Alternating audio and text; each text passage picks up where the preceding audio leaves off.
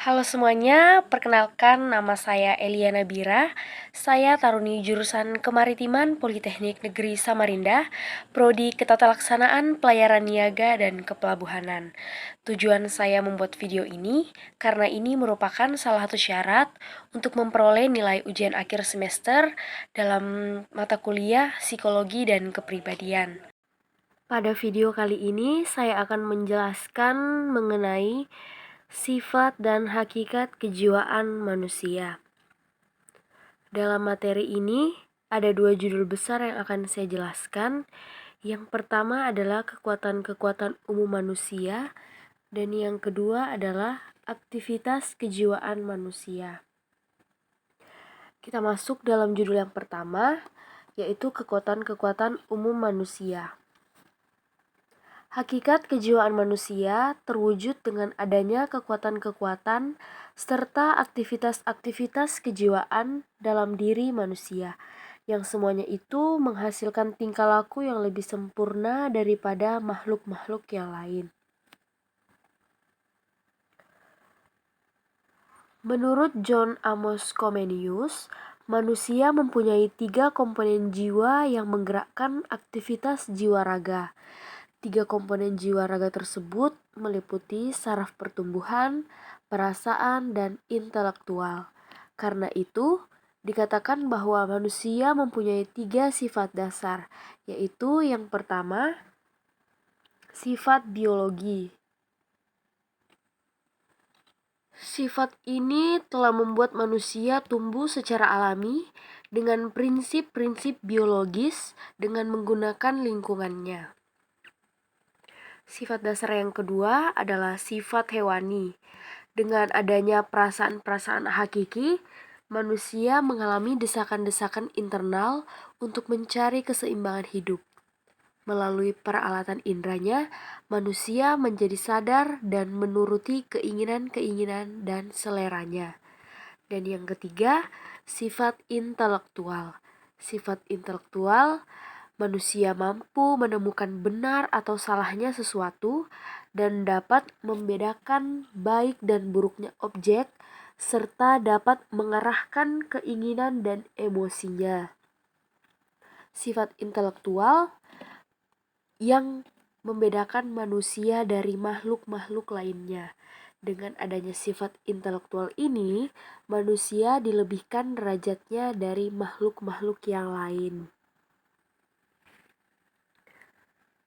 Selanjutnya, kekuatan-kekuatan umum menurut para ahli. Ada 3 kekuatan manusia. Yang pertama, akal. Apa yang dimaksud dengan akal? Akal adalah bagian jiwa manusia yang merupakan kekuatan untuk menemukan kebenaran dan kesalahan.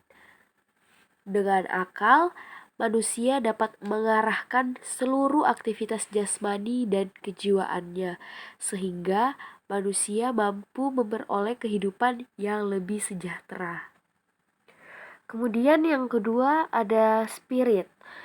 Spirit adalah kekuatan untuk menjalankan gagasan-gagasan yang telah diputuskan oleh akal melalui pemilihan berbagai alternatif gagasan. Dan yang ketiga ada nafsu. Nafsu sebagai stimulasi gerak fisik dari kejiwaan dan merupakan kekuatan paling konkret dalam diri manusia. Nafsu ini terbentuk dari segenap kekuatan, keinginan, dan selera yang sangat erat berhubungan dengan fungsi-fungsi jasmania. Kemudian yang selanjutnya, Rousseau mengungkapkan ada 5 kekuatan jiwa manusia. Yang pertama ada penginderaan. Penginderaan terjadi apabila objek eksternal berinteraksi dengan organ-organ indera, tetapi Rousseau mengemukakan adanya 6 indera dengan menambahkan indera ke-6. Indera ke-6 menurut Rousseau disebut common sense, yang mengkombinasikan penginderaan terhadap sesuatu objek menjadi satu persepsi atau ide. Jadi, common sense adalah kekuatan untuk mengkombinasikan pekerjaan indera-indera untuk menghasilkan suatu persepsi atau ide. Berikutnya, ada perasaan. Perasaan sangat erat hubungannya dengan penginderaan. Ketika kita mengarahkan perhatian kita kepada penginderaan terhadap suatu objek, pada ketika itu juga kita menyadari adanya perasaan tertentu dari diri kita. Penginderaan itu dapat menyenangkan atau menjemukan, atau juga mungkin menyedihkan. Ini mungkin merupakan bukti tentang dekatnya hubungan antara perasaan dan penginderaan. Perasaan itu untuk mendaratkan ide-ide. Selanjutnya ada kemauan. Menurut Rousseau, kekuatan kemauan sangat erat hubungannya dengan keinginan. Setiap keinginan merupakan ide dari suatu objek oleh common sense, didorong oleh rasa senang atau rasa tidak senang, dan kemudian menerima atau menolak objek itu menurut ide yang telah terbentuk. Oleh karena keinginan-keinginan itu mendorong tindakan untuk mencapai tujuan akibat ada kecenderungan untuk menerima atau menolak objek. Di pihak lain, tujuan dan tindakan dapat mengarahkan keinginan. Apabila antar pribadi terhadap kesamaan tujuan, maka antar pribadi itu akan ada kesamaan keinginan. Namun, ada kemungkinan adanya keinginan yang berbeda. Jika seorang memiliki kepribadian keinginan dalam dirinya, hal ini dapat mengakibatkan adanya konflik keinginan. Jika seorang mengalami konflik keinginan, maka tidak mau orang lain itu ada tujuan-tujuan yang bertentangan. Kekuatan untuk memungkinkan kita mengadakan pilihan di antara tujuan-tujuan yang bertentangan dan mengambil tindakan yang mengarah kepada tercapainya tujuan yang telah dipilih itu disebut kemauan. Selanjutnya ada akal. Akal sebagai kekuatan penemu ide ataupun kebenaran suatu ide. Akal memiliki dua kapasitas, yakni kapasitas penalaran indera yang disebut common sense. Penalaran indera memberikan ide tertentu tentang benda tertentu di alam sekitar. Selanjutnya, kapasitas penalaran intelektual. Apabila kita dengan akal sehat menyimpulkan ide tentang suatu benda, maka terhadap setiap benda yang sejenis dapat dimasukkan ke dalam ide umum itu. Di sini kita telah mengadakan hubungan antar ide secara abstrak, dan disitulah kita lebih mengaji kapasitas penalaran intelektual kita. Selanjutnya ada keinginan. Keinginan sangat erat hubungannya dengan perasaan. Perasaan senang atau tidak senang, cocok atau tidak cocok, dan setuju atau tidak setuju akan membangkitkan kekuatan keinginan manusia. Kita dapat menolak atau menerima objek berhubungan dengan adanya perasaan senang atau tidak senang ini. Keinginan adalah kekuatan untuk mendapatkan objek yang menurut idenya menyenangkan dan menolak objek yang menurut idenya tidak menyenangkan. Nah, keinginan ini sendiri dapat dibagi menjadi dua macam, yakni yang pertama, keinginan yang tidak dipelajari, bersifat inisiatif dan berasal dari rasa cinta diri dan kasih sayang. Yang kedua, keinginan yang dipelajari, bersifat kultural dan berasal dari interaksi serta pengalaman sosial. Keinginan-keinginan yang terdorong oleh rasa cinta diri misalnya ditandai dengan kondisi lapar, haus, mengantuk, menangis, marah, atau tertawa. Keinginan-keinginan yang terdorong oleh rasa kasih sayang misalnya ditandai dengan tindakan tersenyum, menggelengkan kepala, melambai, membimbing, mendidik, dan mengajar. Kemudian, keinginan-keinginan yang terdorong oleh pengalaman sosial misalnya ditandai dengan tindakan mengingini kelebihan, membalas dendam, agresif, menghambakan diri, mengingini, dibentuk segala sesuatu seperti harta, pangkat, derajat, kehormatan, percintaan, persahabatan, dan persekutuan. Selanjutnya, kita masuk ke dalam judul besar yang kedua, yaitu aktivitas-aktivitas kejiwaan manusia.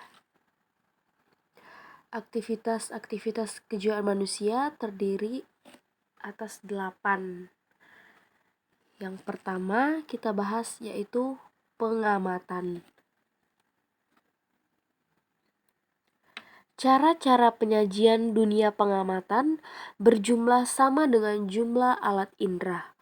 Orang telah lazim membedakan 5 macam alat indera menurut 5 macam modalitas pengamatan, yakni penglihatan, pendengaran, perabaan, penciuman, dan pengecapan.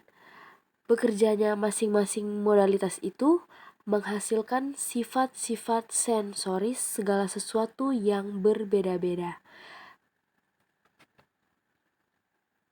Selanjutnya, tanggapan. Tanggapan bisa didefinisikan sebagai bayangan yang menjadi kesan yang dihasilkan dari pengamatan. Kesan tersebut menjadi isi kesadaran yang dapat dikembangkan dalam hubungannya dengan konteks pengalaman waktu sekarang serta antisipasi keadaan untuk masa yang akan datang. Dengan adanya uraian ini, maka dapat dikemukakan adanya 3 macam tanggapan. Yang pertama, tanggapan masa lampau yang sering disebut sebagai tanggapan ingatan. Yang kedua, tanggapan masa sekarang yang dapat disebut sebagai tanggapan imajinatif. Dan yang ketiga, tanggapan masa mendatang yang dapat disebut sebagai tanggapan antisipatif. Selanjutnya, fantasi. Apa yang dimaksud dengan fantasi? Jadi fantasi itu merupakan daya jiwa untuk membentuk atau menciptakan tanggapan-tanggapan baru dengan bantuan tanggapan yang sudah ada. Fantasi sebagai kemampuan jiwa manusia dapat terjadi dalam 2 keadaan, yaitu yang pertama secara disadari, yaitu apabila fantasi terjadi secara sadar. Hal ini banyak ditemukan pada seorang pelukis dan pemahat. Yang kedua, secara tidak disadari, yaitu bila individu tidak secara sadar telah dituntut oleh fantasinya. Keadaan semacam ini banyak dijumpai oleh anak-anak. Selanjutnya, ingatan. Mengingat berarti menyerap atau meletakkan pengetahuan dengan jalan pengecaman secara aktif. Dengan kata lain, ingatan adalah suatu daya jiwa kita yang dapat menerima, menyimpan dan memproduksikan kembali pengertian-pengertian atau tanggapan-tanggapan kita. Fungsi ingatan meliputi 3 aktivitas, yaitu yang pertama, mencamkan, yaitu menangkap atau menerima kesan-kesan. Yang kedua, menyimpan kesan-kesan. Dan yang ketiga, memproduksikan kesan-kesan. Selanjutnya ada pikiran. Pikiran dapat diartikan sebagai kondisi letak hubungan antar bagian pengetahuan yang telah ada dalam diri manusia yang dikontrol oleh akal. Jadi, di sini akal adalah sebagai kekuatan yang mengendalikan pikiran. Selanjutnya, perhatian. Perhatian adalah cara menggerakkan bentuk umum cara bergaulnya jiwa dengan bahan-bahan dalam medan tingkah laku. Dalam versi lain, perhatian dapat diartikan dua macam. Yang pertama, perhatian adalah pemusatan tenaga atau kekuatan jiwa tertentu kepada suatu objek. Yang kedua, perhatian adalah pendayagunaan kesadaran untuk menyertai suatu aktivitas. Selanjutnya ada perasaan. Perasaan dapat diartikan sebagai suasana psikis yang mengambil bagian pribadi dalam situasi dengan jalan membuka diri terhadap suatu hal yang berbeda dengan keadaan atau nilai dalam diri. Jenis-jenis perasaan. Perasaan dapat dibagi menjadi dua, yaitu yang pertama, perasaan-perasaan jasmania. Jenis perasaan-perasaan ini sering pula disebut sebagai perasaan rendah yang terdiri dari perasaan sensoris, perasaan vital. Kemudian yang kedua, perasaan-perasaan rohania atau perasaan luhur. Perasaan ini terdiri dari perasaan intelektual, perasaan etis, perasaan estetis, perasaan sosial, dan perasaan harga diri. Selanjutnya yang terakhir adalah kemauan. Kemauan adalah bukan aktivitas ataupun usaha kejiwaan. Kemauan yang juga disebut kekuatan, kehendak, dapat diartikan sebagai kekuatan untuk memilih dan merealisasikan suatu tujuan. Tujuan ini merupakan pilihan di antara berbagai tujuan yang bertentangan. Kemauan bukan berarti keinginan. Orang yang ingin belum tentu mau, dan sebaliknya, orang yang mau belum tentu ingin. Oleh karena kemauan berdasarkan dari hasil belajar, maka pendidikan mempunyai peranan penting dalam mengendalikan kemauan anak didik untuk belajar lebih lanjut. Demikian video saya mengenai penjelasan materi sifat dan hakikat kejiwaan manusia. Sekiranya teman-teman ada yang belum paham atau ada yang bertanyakan, silakan ditulis di kolom komentar. Dan jangan lupa untuk like video ini ya. Sekian dari saya. Thanks for your attention guys.